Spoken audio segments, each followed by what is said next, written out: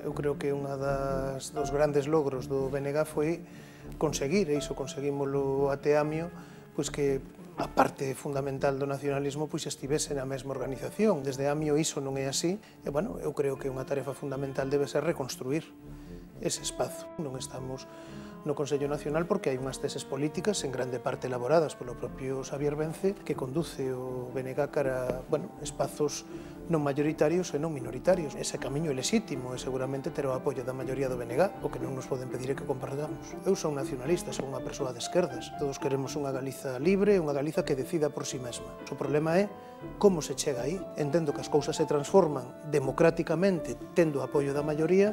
Todo o que non sirva para ter ese apoio, pois, do meu punto de vista, pois é un paso no mal sentido. Porque non estou en política para ser o máis puro. Que nos di a xente?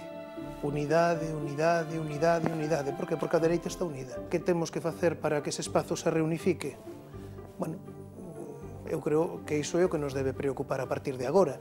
Non pensando, repito, que o Bloque vai a volver ser a casa común do nacionalismo. Eu creo que iso xa non vai ser así. Iso que se dá en chamar o modelo frentista, pois serviu no seu momento, pero xa non serve agora. Levámonos todos ben, pero cada un está na súa casa e cando chegan as eleccións ou cando chega algo que require unha resposta unitaria falamos. Eu creo que esa é a fórmula. Nos non excluímos a ninguén, pero pensamos que o fundamental será dirixirse, será botar os ollos ou virar os ollos cara aos que marcharon do BNG hai pouco, cara a aqueles cos que até hai un ano escasamente pois compartíamos militancia. Pois eu estou no BNG.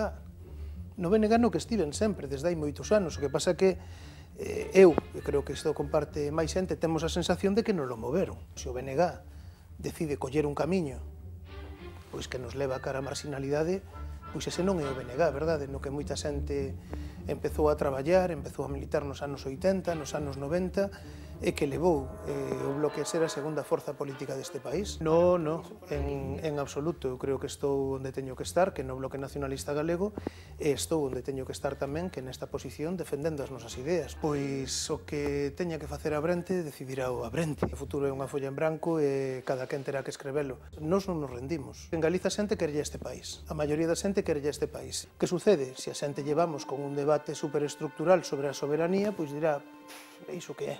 E claro, se ese debate se utiliza para levantar muros entre nacionalistas, para separar os nacionalistas bons dos nacionalistas malos, os puros dos impuros, os verdadeiros dos supostos, entón xa é un verdadeiro desastre.